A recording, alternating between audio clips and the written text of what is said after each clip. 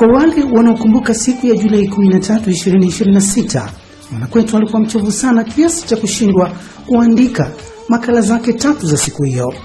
Baadaye alipokea taarifa ya tanzia na majira ya saa 10 na ushe alitoka kazini na kuanza kurudi pale anapoishi. Akiwa katika mazingira ya hapo anapofanya kazi, akijiandaa kuondoka na kurejea kwake, aliitwa na ndugu wawili ambao hawakuwafahamu kabisa. Kisha aliwasogelea na kuwasalimu. Mwanakwetu, panga foleni ule chakula cha mdau. Panga foleni uchukue chakula cha mshtiri. Panga foleni ule chakula cha mwekezaji. Sura za waliokuwa wakisema maneno haya hazikuwa za watumishi wa taasisi anayofanya kazi. Hivyo Mwanakwetu alisita akisema, mimi sio mwana semina yenu. Jamaa hao walisisitiza huku wakiomba, Mwanakwetu, tunakuomba nenda kale chakula cha mshtiri, usitutenge.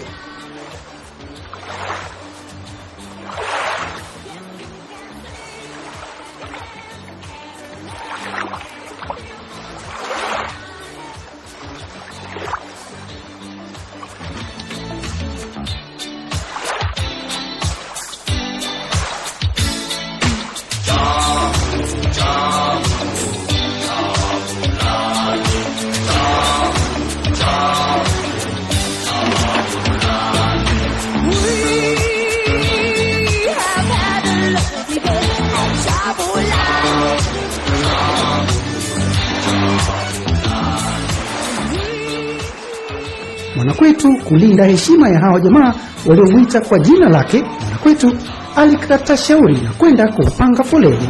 Awali alikuwa mtu wa mwisho kabisa. Kisha akaja jamaa mmoja aliyevalia suti ya rangi ya samawati ambaye ni afisa TAKUKURU wa wilaya ya Musoma, ndugu Abdul Kapteni. Mwanakwetu alijongea meza ya wagawaji wa chakula na kupewa wali upawa mmoja, pilau upawa mmoja, kipande cha nyama na kuku, kipande cha tikiti, kipande cha tango na chupa ndogo ya maji ya kunywa. Mwanakwetu alikula kisha akarudi kuwaaga wale jamaa waliomwalika ale chakula cha mshtiri. Alipofika mahala walipokuwa ndugu hao, hakukuta mtu. Hivyo aliamua kuondoka na kurejea zake nyumbani.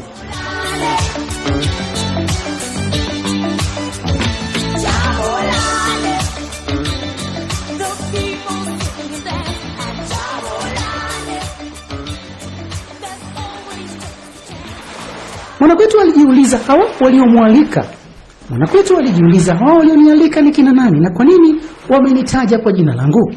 Swali hili halikupata majibu. Ilipofika Julai 14, 2026, Mwanakwetu alifanya utafiti mdogo kujua ni kina nani waliokuwepo pale na waliokuwa wanafanya nini.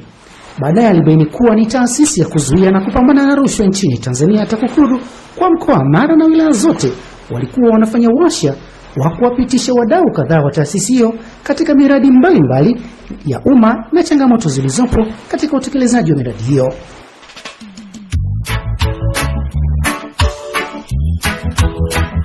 They still want more. The more them get it, and the more them want it. Lord, no. Some will even try to take it, but it's not right, yeah. Just to achieve a bit. Talking about hard drugs, yeah. Gonna let the lot of them set the floor. Talking about hard drugs. The more they get it, they still want more. Now the pusher was away upon his ups and downs, and men are like junkies all over town. Saying the first man who tried the dime, surely gonna put him down. Talking about hard drugs, yeah. Gonna let the lot of them set the floor. More and more. Talking about hard drugs. Mwanakwetu alibaini mambo makubwa manne yakijadiliwa kwa kina, nayo ni elimu, uzalendo, ushirikishwaji na uwajibikaji. Elimu ya kutosha kwa watekelezaji wa miradi ya maendeleo, Katika miradi mingi ya umma zipo kamati zinazosimamia miradi, lakini je, kamati hizo zina elimu ya kutosha ya usimamizi wa miradi? Mathalan, ujumbe wa kamati ya ujenzi au kamati ya upokeaji vifaa, je, vifaa vinavyotolewa na kutumika mradini vina viwango vinavyotakiwa? Jambo la pili lilojadiliwa lilikuwa ni uzalendo. Serikali, wadau na washitiri wanatoa pesa zao za miradi. Mathalan, BOQ ya mradi inataka ukuta wa msingi uwe na unene wa milimita 100, lakini mkandarasi ameweka unene wa milimita 70 katika jengo zima. Hizo milimita 30 zilizopungua ni fedha nyingi ambazo mkandarasi anaweza kujinufaisha nazo. Hili ni kosa. Je, jamii husika inatambua hili? Jambo la tatu ni ushirikishwaji. Miradi inafanyika, lakini je, jamii inatambua kuwa miradi hii ni kwa ajili yao? Je, kama kuna changamoto katika mradi, jamii inazitambua changamoto hizo au inasubiri afisa TAKUKURU aje azibaini? Maana kinyume chake, afisa uchunguzi anaweza kubaini shida wakati jamii yenyewe haioni kama kuna tatizo. Jambo la 4 ni uwajibikaji. Je, kila mmoja anawajibika ipasavyo katika mradi? Kama kila mmoja akiwajibika vizuri, miradi itatekelezwa vizuri na malengo yatafikiwa na kuokoa rasilimali za umma. Haya ni machache yaliyomfikia Mwanakwetu kama muhtasari wa kile TAKUKURU walichozungumza na wadau wao katika ukumbi uliojaa wadau mbalimbali ambapo Mwanakwetu hakuwepo.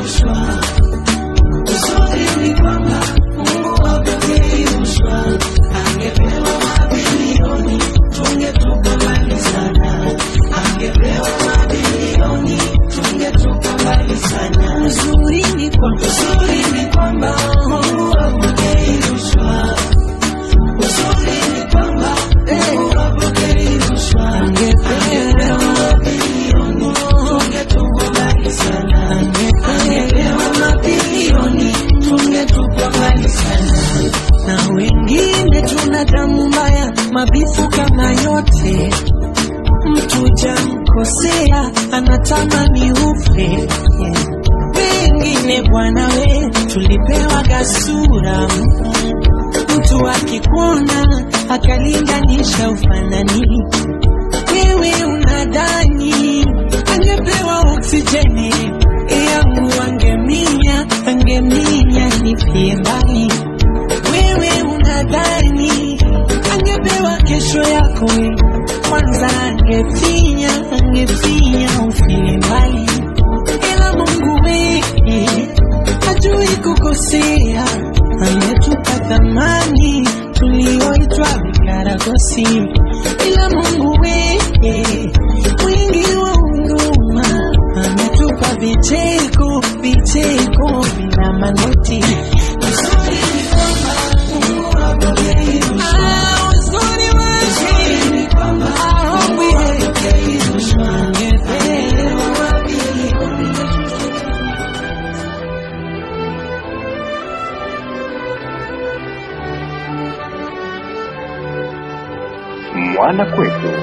Mwanakwetu.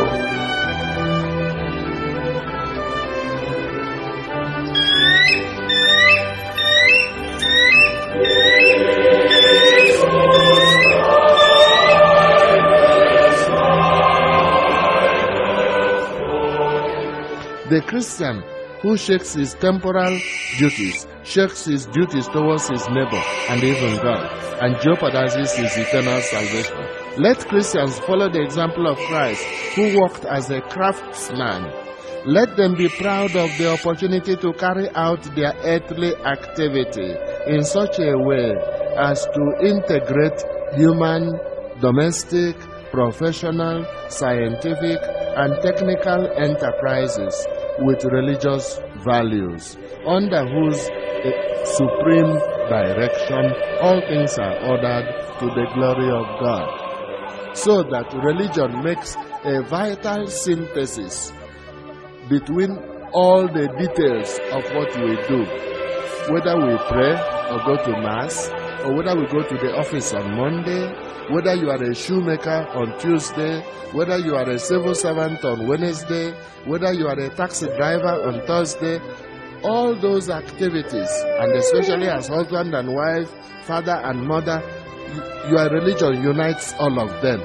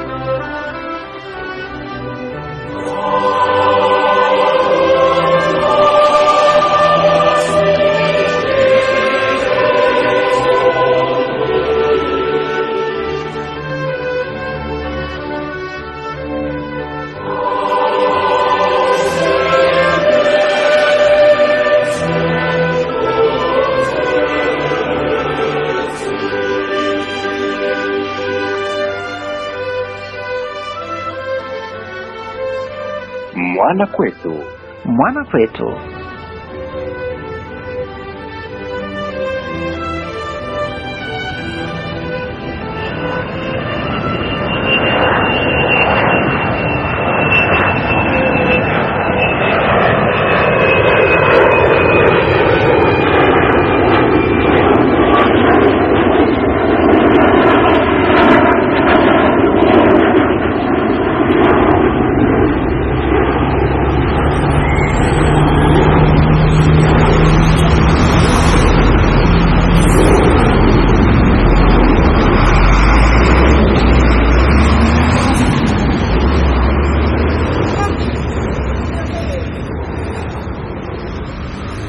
Mwanakwetu alipoyabaini hayo yote, ndipo akaamua kuyaweka katika makala haya kama yalivyo.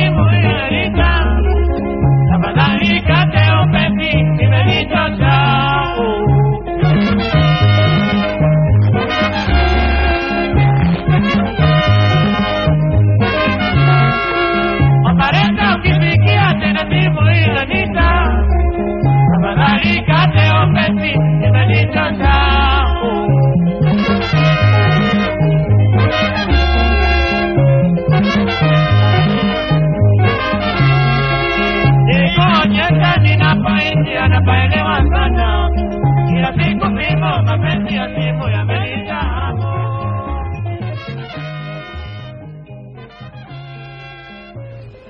Mwanakwetu anasema nini siku ya leo? Kikubwa ni kwamba Mwanakwetu ni mdau wa TAKUKURU kwa miaka mingi, tangu enzi za Profesa Edward Hosea alipokuwa kiongozi wa taasisi ya umma.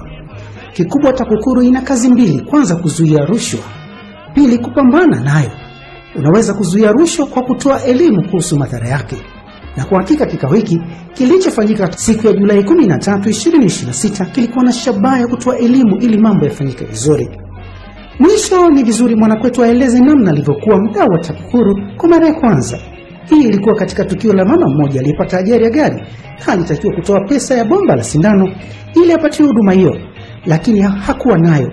Tukio hili lilitokea katika hospitali ya mkoa wa Iringa miaka ya 90, wakati Jaji Joseph Sinde Warioba akikusanya taarifa za ripoti ya rushwa katika utawala wa Rais Benjamin Mkapa, na Jaji Warioba alikutana na kisa hiki.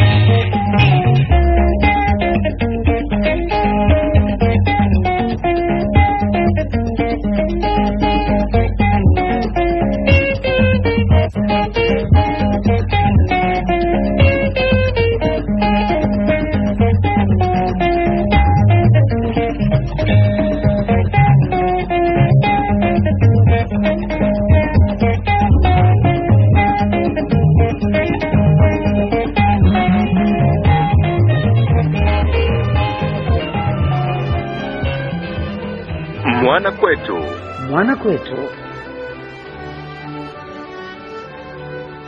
Husbands and wives who are here, may I know who are married here? Husbands and wives? Wow. Husbands and wives, what do you see in each other? A gift or a problem?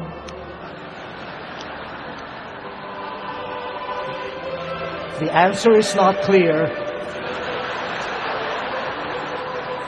Then no wonder there is no mission between husband and wife. If you don't see them as gifts, then wow. Children. Are there children here? Yeah. I think all of us are children.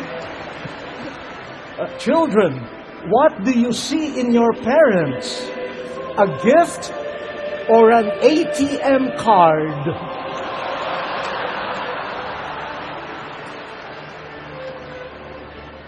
Parents, what do you see in your children? A gift or a burden? Priests and deacons, what do you see in your bishops? I'm sorry, huh? Religious men and women, what do you see in your religious superiors? Bishops,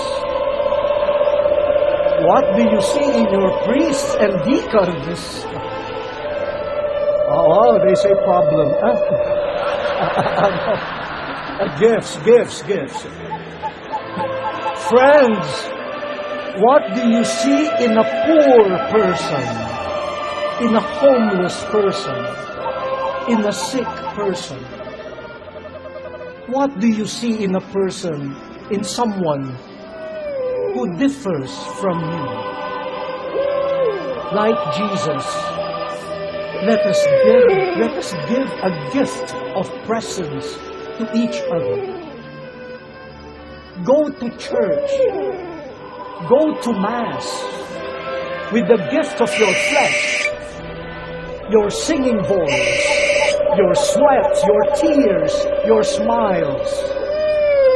Jesus gives His flesh. Why can we not give Him and the community the gift of our fleshly presence? Mwanakwetu.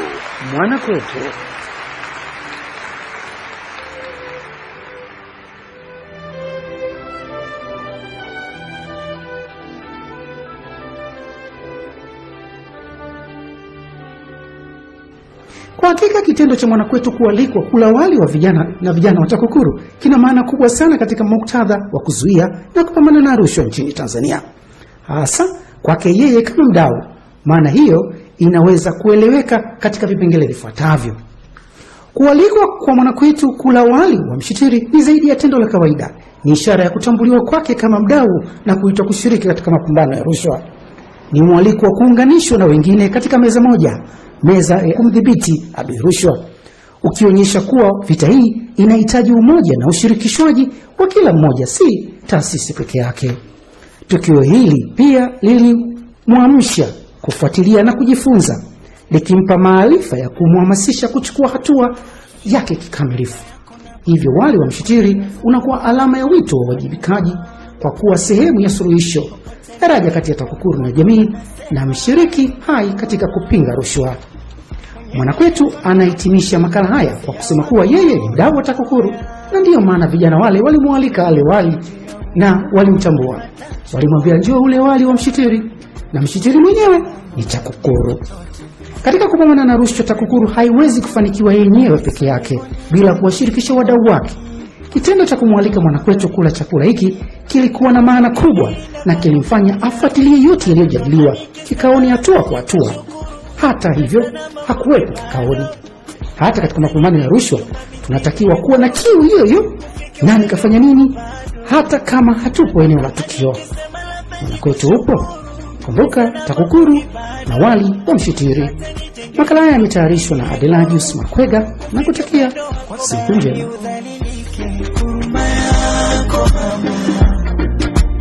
Ukanyage miba minipite, huruma yako mama. Ushinde na jami nishibe, huruma yako mama. Ukanyage miba minipite, huruma yako mama. I sing for you mama, I sing for you mama.